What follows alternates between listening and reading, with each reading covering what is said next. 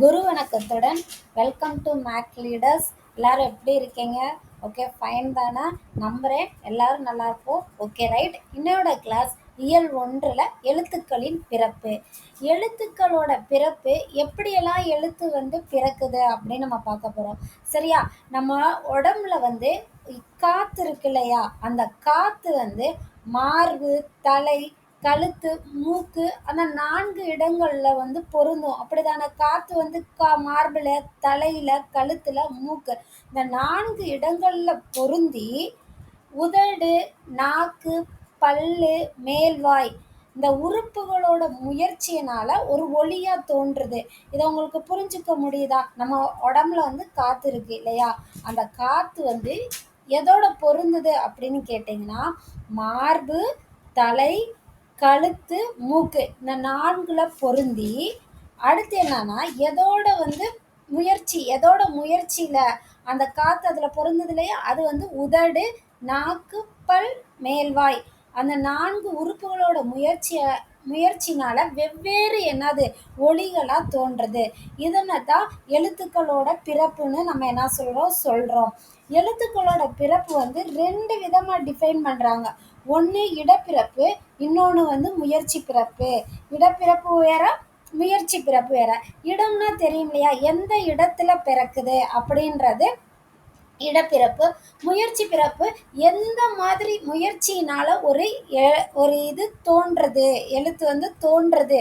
நம்ம சொல்றோம் இல்லையா? அ அப்படின்னு சொல்லும் போது என்ன முயற்சி அங்க வருது? வாயை ஆன்னு சொல்லும் போது என்ன செய்யறோம்? வாயை திறந்து ஆ அப்படி சொல்லும் போது வாயை திறந்து ஒலிக்கணும். என்னும் ஒழுத்து ஒலிக்கிறது. ஊன்னு சொல்லும் போது நல்லா சொல்லி பாருங்க. ஊ அப்படின்ற போது இந்த உதடு என்ன செய்யுது? குவியுதா? ஊ சொல்லி பாருங்க. நம்மளாம் முயற்சி எடுத்து தமிழ் கத்துக்கணும். இதெல்லாம் நம்மளோட எல்கேஜில ஃபர்ஸ்ட் ஸ்டாண்டர்ட்ல சொல்லியிருப்பாங்க. வாயை திறந்து சொல்லுங்க. அ ஆ இ ஈ ஊன்னு சொல்லும் போது அந்த உதடு எந்த மாதிரி மாறுதுன்னு நம்ம கவனிக்கணும் இல்லையா? ஊ சொல்லும் போது உதடுகள் குவியும். அப்படித்தானே? இப்படி வருது இல்லையா? நாற்க அப்படின்ற போது நாக்கோட முதற் பகுதி க. சொல்லு பாருங்க என்ன ஒட்டுதுன்னு. நாக்கின் முதற் பகுதி மேல் அன்னத்தோட ஒட்டும் போது க சொல்லி பாருங்க. அந்த நாக்கு அந்த மேல உள்ள வாயோட அந்த மேல் இருக்கும் இல்லையா? அந்த இடத்த டச் பண்ணும். சரியா? இப்ப ப அப்படி சொல்லு பாருங்களேன். பனா ப. அப்ப 2 உதடுகள் ஒட்டுவதால் பிறக்கிறது. இப்படி ஒவ்வொரு எழுத்தும் ஒவ்வொரு செயல்களை செய்யும் பொழுது பிறக்குது. அததான் சொல்லியிருப்பாங்க எழுத்துக்களோட பிறப்பு இடப்பிறப்பு, அடுத்து முயற்சி பிறப்பு. அதை தான் அவங்க இங்கே இவ்வளோ டீட்டெயில்டாக கொடுத்துருக்காங்க. ஒன்றும் இல்லை, இது பெரிய கிளாஸ்னால் கிடையவே கிடையாது. இதை நிறையா பேருக்கு இவ்வளோ தண்டி இருக்கே புரியலை அந்த மாதிரி தாட்ஸ் வரும். அப்படிலாம் ஒன்றுமே கிடையாது. ஜஸ்ட் 2 தான். ஒன்று எந்த இடத்துல பிறக்குது, இன்னொன்று எப்படி முயற்சியில பிறக்குது. அவ்வளோதான். எழுத்துக்களின் முயற்சி பிறப்பு பார்ப்போம். இப்போ எந்த இடத்துல பிறக்குதுன்னு ஒரு ஜஸ்ட் இந்த 5 லைன்ஸ் இருக்கு இல்லையா? இது ஈஸி தான். உயிரெழுத்து தெரியும் இல்லையா? உயிரெழுத்து 12 இருக்கு இல்லையா? அது எப்படி எங்க பிறக்குதுன்னா, உயிர் எங்கப்பா இருக்கும்? எங்க பார்ப்பாங்க? ஜஸ்ட் பார்க்கும் போது கழுத்துல. ஸோ உயிரெழுத்துக்கள் எந்த இடத்துல பிறக்குது. அது உங்களுக்கு கழுத்துன்றது இப்போ சொன்னது சும்மா ஜஸ்ட் உங்களுக்கு ஞாபகத்துக்கு வர்றதுக்காக. உயிர் எங்க இருக்கும்? துடிக்கும் போது பார்ப்போம் இல்லையா? கழுத்துக்கிட்ட இருக்குல்ல, அந்த மாதிரி ஞாபகம் வச்சுக்கிறதுக்காக அதை நான் சொன்னேன். உயிரெழுத்துக்கள் 12ம் எந்த இடத்தை மையமா கொண்டு பிறக்குதுன்னா, கழுத்தை மையமா கொண்டு பிறக்கிறது. வல்லினம். வல்லின மெய்யெழுத்துக்கள் எத்தனை? 6 என்ன? வல்லின மெய்யெழுத்துக்கள் 6 என்ன? சொல்லுங்க பார்ப்போம். கசட, தபர, அதான வல்லின மெய்யெழுத்துக்கள். அது எங்க பிறக்குதுன்னா, மார்பை இடமாக கொண்டு பிறக்குது. வல்லின மெய்யெழுத்துக்கள் எந்த இடத்த மையமா வச்சுக்குது? மார்பை. மெல்லினம் என்னது? நெங்கன நம்மனா சொல்லுவோமா? அது சொல்லும் போதே தெரியுது. நெங்கன நம்மனா அது எங்க இருக்கு? மூக்கால பேசுற மாதிரி இருக்கு இல்லையா? ஸோ மூக்கை இடமாக கொண்டு பிறக்குது. இடையின மெய்யெழுத்துக்கள் எது? எரல, வளல. அது கழுத்தை இடமாக கொண்டு பிறக்கிறது. ஓகேவா? ஆயுத எழுத்து தலையை இடமாக கொண்டு பிறக்கிறது. ஆயுத எழுத்து என்ன தெரியும்ல? இந்த 3 புள்ளி வச்சு போடுவோம்ல, அக்கனா சொல்லுவோம் இல்லையா? அதுதான் ஆயுத எழுத்து. சரியா? அவ்வளோதான். இதுதான் எழுத்துக்களோட இடப்பிறப்பு. ஜஸ்ட் 4 தான் நீங்கள் ஞாபகம் வச்சுக்க போகிறீங்க. கழுத்து, மார்பு, மூக்கு அண்டு தலை. ஓகேவா? ஆயுத எழுத்து தலையை சொல்லிடும், அதனால அது ப்ராப்ளம் கிடையாது. இதில் உயிரெழுத்தும் இடையினம் மெய்யெழுத்தும் எதை கழுத்தை மையமாக கொண்டு வருது, வல்லினம் வந்து மார்பு, மெல்லினம் வந்து மூக்கு. இதுதான் எழுத்துக்களோட இடப்பிறப்பு. சரி, எழுத்துக்களோட முயற்சி பிறப்பு அப்படின்னா எழுத்துக்களோட முயற்சி பிறப்பு ஒரு 3 எழுத்துக்களோட முயற்சி பிறப்பு பார்க்க போகிறோம். சரியா? ஃபஸ்ட்டு உயிர் எழுத்துக்கள், அடுத்து மெய்யெழுத்து, அடுத்து சார்பெழுத்து. அதிலலாம் எப்படிலாம் வந்து எழுத்து வந்து பிறக்குது அப்படின்னு நம்ம பார்க்க போகிறோம். இப்போ ஃபஸ்ட்டு உயிரெழுத்து பார்த்துருவோமா? உயிரெழுத்து 12 தானே. இதில் இந்த ஆ இருக்கு இல்லையா, ஆவும் வாயை திறக்கிறதுனால என்ன செய்யுது, பிறக்குது. ஆவும் சொல்லி பார்த்தாலே உங்களுக்கு தெரியும். ஆ அப்படின்னு நம்ம வாயை திறக்கிறனால உருவாகுது சொல்லணும். இ அண்ட் ஏ இது வந்து வாயை திறக்கும் போதும் நாக்கோட அடி ஓரத்தில் மேல்வாய் இருக்கு இல்லையா, அதை செய்யும் போது என்ன செய்யுது, பிறக்குதுன்னு சொல்கிறாங்க. ரைட்? அண்டர்ஸ்டாண்ட் பண்ண முடியுதா? அடுத்து வந்து ஊ ஊ ஓ ஓ அவு இருக்கு இல்லையா, அதெல்லாம் உதடுகளை குவிப்பதனால என்ன செய்யுது, உதடுகளை குவிப்பதனால பிறக்குது. புரிஞ்சுக்க முடியுதா? அந்த வேர்டை சொல்லி பாருங்களேன். வாயை திறக்கணும். ஊ ஊ ஓ ஓ ஔ அந்த 5 வாயை திறக்கணும், ப்ளஸ் இதழ்களை குவிப்பதனால என்ன செய்யுது, இந்த உயிரெழுத்துக்கள் பிறக்குது அப்படின்னு என்ன சொல்கிறாங்க. அடுத்து மெய்யெழுத்துக்கள் வந்து இக்கு இங்கு இச்சு இஞ்சு படிச்சிருக்கோம் இல்லையா. இதில் இக்கு இங்கும் நாவோட முதற் பகுதியும் அன்னத்தோட அடிப்பகுதியும் இந்த இருக்கு இல்லையா, நாவின் முதற் பகுதி, அன்னத்தின் அடிப்பகுதி, இது ரெண்டும் சேர்ந்து பொருதுறனால தான் இக்கு இங்குன்ற எழுத்து என்ன செய்து ஒலிக்கிறது. அடுத்து இச்சு இஞ்சு வந்து நாவோட இடைப்பகுதியும் நடு அன்னத்தோட இடைப்பகுதியும் பொருந்துவதால், ரெண்டுக்குமே இடைப்பகுதி. புரியுதா? இச்சு இஞ்சுக்கு வந்து நாவோட இடைப்பகுதி, அடுத்து நடு அன்னத்தோட இடைப்பகுதி. இட்டு இன்னுக்கும் நாவோட நுனியும் அன்னத்தோட நுனியும் இணைவதால் வந்து தோன்றுது.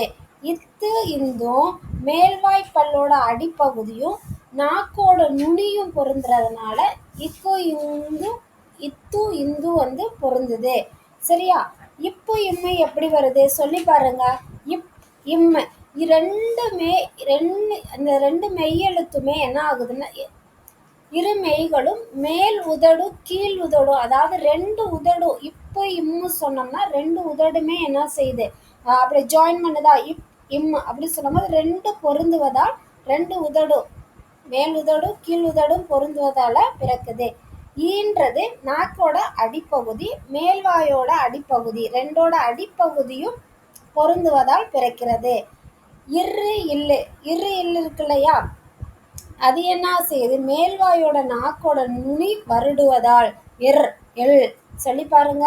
எங்க ஜாயிண்ட் வந்து பிறக்குது அப்படின்னு நமக்கு தெரியும். இல் சொல்லும் போதே பல்லோட அடியையும் நாக்கோட ஓரங்களையும் தடித்து நெருங்குவதால். நீங்க தான் இந்த சின்ன இதெல்லாம் சொல்லி பார்க்கணும். மேல்வாய் பல்லை கீழுதடு பொருந்துவதால் பிறக்கிறது. இன் அப்படின்னா என்னது, இரு மெய்களும் மேல்வாயின் நாக்கி நுனி மிகவும் பொருந்துவதால் பிறக்கின்றன. நுனினா தெரியும்ல, நாக்கோட நுனி தெரியும். அடிப்பகுதினா என்ன தெரியும், நுனினா இந்த ஃப்ரண்ட்ல இருக்கிறது ஃபர்ஸ்ட் பகுதி நுனின்னு சொல்லலாம், இல்லைன்னா முதற் பகுதின்னு கூட சொல்லலாம். இடைப்பகுதின்னு உங்களுக்கு தெரியும், அடிப்பகுதினா என்னன்னு நமக்கு தெரியும். சரியா? இப்போ சார்பெழுத்துக்கள் படிக்கிறோம் சொன்னோம் இல்லையா. சார்பெழுத்துக்கள் எத்தனை வகைப்படும் படிச்சிருப்பீங்களா? ப்ரீவியஸ் கிளாஸில் சார்பெழுத்துக்கள் 10 வகைப்படும். உயிர்மை, ஆயுதம், அவ்வார குறுக்கம், ஒவ்வார குறுக்கம், மகர குறுக்கம், ஆயுத குறுக்கம், ஒற்றலைப்படை எல்லாமே படிச்சிருப்போம் தானே. ரைட்? சரி, ஓகே. அதான் என்னது, சார்பெழுத்து. சார்பெழுத்து 10 வகைப்படும் இல்லையா, அதில் ஆயுத எழுத்து வரும். சரியா? அந்த ஆயுத எழுத்து வந்து வாயை திறந்து ஒலிக்கும் முயற்சியால் பிறக்கிறது. பிற சார்பெழுத்துக்கள், அதாவது ஆயுத எழுத்து மட்டும், இதில் இந்த 10 இருக்கு இல்லையா, அதில் ஆயுத எழுத்து மட்டும் வாயை திறந்து ஒலிக்கிறதால பிறக்குது. மற்ற 9 இருக்கு இல்லையா, அது வந்து முதல் எழுத்து அதோட சேர்ந்து வருது இல்லையா முதல் எழுத்து, அந்த எழுத்தோட முயற்சியிலேயே அது என்ன செய்யுது, தோன்றுதுன்னு சொல்லியிருக்காங்க. ஓகேவா? அவ்வளோதான். இதுதான் சார்பெழுத்துற முறையில் என்ன செஞ்சிருக்கு, தோன்றுறது. அவ்வளோதான். இந்த லெசன் யூனிட்டு என்ன செய்யுது, கம்ப்ளீட் ஆகுது. பார்க்க வந்து ரொம்ப லென்த்தியாக இருக்குது, ஆனால் படிக்கிறச்சா எப்படி இருக்குது, ரொம்ப ஈஸியாக தானே, புரிகிற மாதிரி தானே இருக்குது. ஜஸ்ட்டு 2 சொல்கிறாங்க. என்னது, பிறப்பு, இடப்பிறப்பு, இன்னொன்று முயற்சி பிறப்பு. இடப்பிறப்பில் 4 தான். நீங்கள் வந்து என்ன செய்யணும், அண்டர்ஸ்டாண்ட் பண்ணிக்கணும். சரியா? அடுத்து வந்து முயற்சி பிறப்பு. முயற்சி பிறப்பில் 3 வேணும்னு தான். உயிரெழுத்து, மெய்யெழுத்து, சார்பெழுத்து. அவ்வளோதான். இது 3 படிச்சிட்டோம்னா இந்த லெசன் என்ன செஞ்சிச்சு, கம்ப்ளீட் ஆயிடுச்சு. சரியா? கற்பவை கற்றவைன்னு கொடுத்துருக்காங்க இல்லையா, இதில் எழுத்துக்கள் வகை பிறக்கும் இடம் கொடுத்துருக்காங்க. ஃபர்ஸ்ட் ஒன் இந்த ஆ கொடுத்துருக்காங்க இல்லையா, ஆ எங்கே இருந்து பிறக்குது, அது என்ன வகை, உயிரெழுத்து. சரியா? ஆ வந்து உயிரெழுத்துல வரும். அதோட பிறக்கும் இடம் என்னது, கழுத்து. அடுத்து செகண்ட் இருக்கு இல்லையா, அந்த ஈ வந்து என்ன வரும், மெய்யெழுத்துல வரும். அது என்ன வரும், கழுத்து தான், அதுக்கும் என்ன செய்யும், வரும். தான்றது உயிர் மெய் எழுத்து, அது எங்க வருது, மார்பில் வரும். இம்முன்றது என்னது, மெய்யெழுத்து, அது மூக்கில் வரும் இல்லையா. ரைட்டா? ரைட். நெக்ஸ்ட் பார்க்கலாமா? சரியான விடையை தேர்ந்தெடுத்து எழுதுக. உதடுகளை குவிப்பதால் பிறக்கும் எழுத்துக்கள். உதடுகளை குவிப்பதால் நல்லா சொல்லி பாருங்க. உ ஊ அப்படின்னா ஆப்ஷன் ஆ இதான ஆன்சர். உதடுகளை குவிப்பதால் உ ஊ. ஆயுத எழுத்து பிறக்கும் இடம். எங்க ஆயுத எழுத்து, யோசிக்கவே வேணாம். ஆயுத எழுத்துனால என்னது, தலைன்னு சொல்லியாச்சு. ஓகேவா? தேர்ட் ஒன், வல்லின எழுத்து பிறக்கும் இடம். வல்லின எழுத்து பிறக்கும் இடம் எது, மார்பு. வல்லினம் சொன்னாச்சா லாஸ்ட் கிளாஸ்ல, வல்லின எழுத்துக்கள் பிறக்கும் இடம் மார்பு. ஃபோர்த் ஒன், நாவின் நுனி அன்னத்தின் நுனியை பொறுத்து, அதாவது நாவோட நுனி அன்னத்தின் நுனியை பொருத்துவதால் பிறக்கும் எழுத்துக்கள். Third one, it in. இதா இருக்கு இல்லையா, இட் இன், இதுதான் நாவோட நுனியும் அன்னத்தோட நுனியை பொருந்துவதால் பிறக்கும் எழுத்து. ஃபிஃப்த் ஒன், கீழ் உதடும் மேல்வாய் பல்லும் இணைவதால் பிறக்கும் எழுத்து. நல்லா கவனிங்க. கீழ் உதடு மேல்வாய் பல், அப்ப என்ன வரும், இவ். சொல்லி பாருங்க, இவ். இவர் இவ் சொல்லி பாருங்க, இவ் அப்படின்னு தான் ஆன்சர். ஃபிஃப்த் ஒன் இவ் இருக்கு இல்லையா, அதான் என்னது ஆன்சர். சரி, ஓகே. அடுத்து பொறுத்துக பார்க்கலாமா. இக்கு இங்கு. இக்கு இங்குக்கு என்ன வரும் சொல்லுங்க, இக் இங்கு. நாவோட நுனி அன்னத்தின் அடி. நாவின் நுனி அன்னத்தின் அடி. இந்த ஒன்னுக்கு ஆன்சர் என்னது, இக்கு இங்குக்கு நாவின் முதல் என்னது, நாவின் முதல் அன்னத்தின் அடி. இப்போ இச்சு இஞ்சு. செகண்ட் ஒன் இருக்கு இல்லையா, இச் இஞ்சு. இதுக்கு என்ன வரும், நாவின் இடை அன்னத்தின் இடை. ரெண்டுமே இடையில, நாவோட இடையிலையும் அன்னத்தோட இடையிலும் தோன்றுறது. சரி, ஓகே. மூணாவது இட் இன். இட் இன் இருக்கு இல்லையா, அதுக்கு என்ன வரும், நாவோட நுனி அன்னத்தின் நுனி. இட் இன் அப்படி சொல்லி பாருங்க, நாவின் நுனி அன்னத்தின் நுனி. ஃபோர்த் ஒன் இத்து இந்து. ஓகேவா? இத்து இந்துக்கு நாவின் நுனி மேல்வாய் பல்லின் அடி. சரி, ஓகேவா?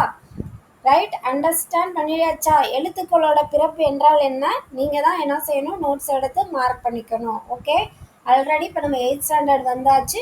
நம்மளாம் ஒரு விஷயத்தை லேர்ன் பண்ணும்போது அதில் கிடைக்கிற ஆன்சர் வந்து நமக்கு எக்ஸாக்டாக இருக்கும் போது என்ன செய்யும், நம்மள அறியாமலே ஒரு ஹாப்பினஸ் கிடைக்கும். அதனால தான் நான் உங்களுக்கு இதை மார்க் பண்ணி சொல்லலை. நீங்களாம் ட்ரை பண்ணுங்க. ஓகேவா? எழுத்துக்களின் பிறப்பு என்றால் என்னன்னா, நீங்கள் அந்த லெசனை என்ன செய்யணும், ஸ்டார்ட் பண்ணணும்.